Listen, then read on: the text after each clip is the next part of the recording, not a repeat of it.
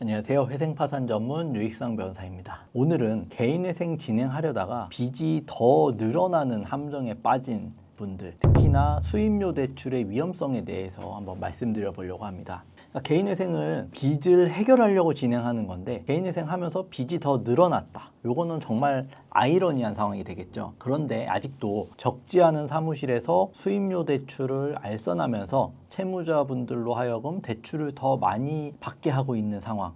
이게 정말 문제인 것 같아요. 이런 사무실들은 대부분 지금 돈 한 푼 없어도 됩니다. 돈 한 푼 안 듭니다. 수임료 대출 되니까 그 대출로 진행해서 해결하면 됩니다. 이렇게 안내를 하는데 수임료 대출의 문제점은 뭐냐면 고금리 대출을 알선한다는 거. 당연히 신용 상태가 안 좋으신 분들이기 때문에 1금융권이나 이런 정상적인 대출은 불가능하겠죠. 그러니까 뭐 대부업체라든지 2금융, 3금융권에 불법 대출을 알선하는 경우들이 많고, 더 문제는 의뢰인의 경제적 재기에 관심을 갖고 있기보다는 이런 사무실은 수임료를 못 받게 될 리스크, 자신들이 수임료를 떼게 될 리스크를 전혀 지지 않고 사무실의 이익만을 최우선으로 한다는 게 문제가 되겠죠. 수임료 대출을 절대적으로 금지하는 이유가 뭐냐? 세 가지 측면에서 말씀드리면, 기본적으로 탕감이 되지 않는 채무라는 겁니다. 수임료 대출은 일반적으로 개인회생 채권에 포함되지 않고 진행이 되기 때문에 개인회생 절차하고는 상관없이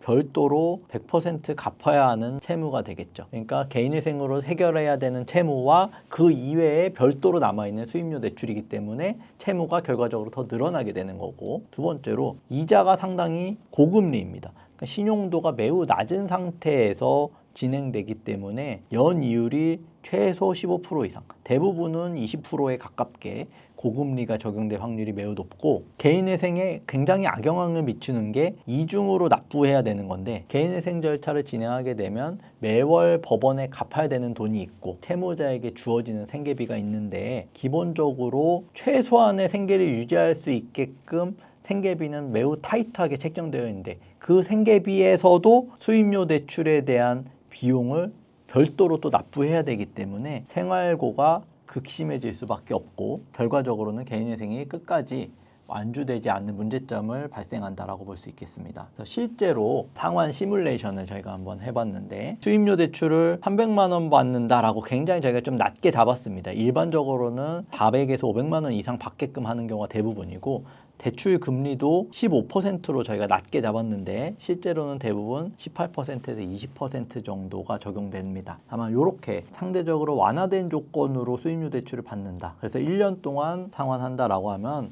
매달 얼마를 더 내야 되냐라고 했을 때 매월 27만 원 정도를 더 내게 되는 건데, 원금 25만 원, 이자 2만 원씩 해서 매월 수임료 대출 금액을 27만 원씩 변제하게 되는 상황이 발생하는데, 26년 기준 생계비에 비춰서 살펴보면 26년에 1인 생계비는 153만 원이 주어지겠죠. 그런데 이 153만 원 중에 27만 원을 생계비로 사용하지 못하고 수임료 대출을 변제하는데 사용돼야 된다는 겁니다. 근데 아까도 말씀드렸다시피 이 금액은 저희가 300만 원 대출, 그 다음에 이자도 15% 대출을 받았을 때를 가정한 거기 때문에 500만 원 대출을 받으시고 이율도 20%가 넘어간다 라고 하면은 40만 원, 50만 원이 넘어가는 것도 금방일 겁니다. 그러면 실질적으로는 100만 원도 안 되는 돈으로 생활하셔야 될 수 있다는 거죠. 그래서 27만 원으로 굉장히 수임료 대출 적은 금액으로 할 때에도 생활비가 153만 원에서 126만 원으로 상당히 이제 긴축되는 상태가 된다라고 말씀드렸는데, 만약에 수임료 대출 상환 금액이 40만 원, 50만 원이 된다라고 했을 때는 한 달에 실질적으로 100만 원도 안 되는 돈으로 생활하게 되는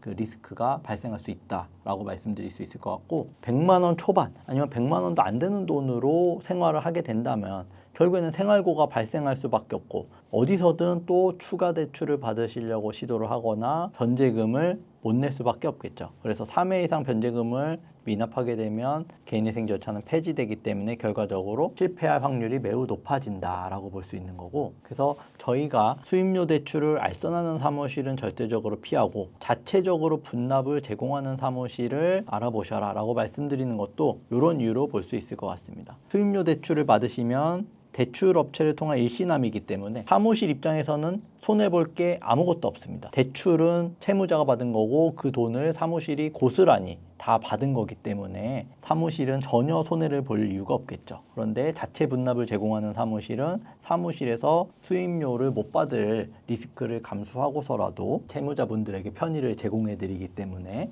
보다 이제 안전할 수 있다라는 말씀을 드릴 수 있고, 이자 부담에 있어서도 최소 15%, 보통은 20%의 고금리가 적용이 되기 때문에 이자 부담도 만만치 않다라고 말씀드릴 수 있는데, 자체 분납해 드리는 사무실은 당연히 이자를 지급받지 않는 거고, 이런 사무실들의 수임료 대출을 알선하는 것 자체가 기본적으로 합법적이지 않기 때문에 이런 사무실들은 대체로 수임료를 확보한 후에 그나마 사건을 잘 처리해주면 다행인데 나몰라라는 경우도 상당히 많기 때문에 더 문제가 된다라고 볼 수 있습니다.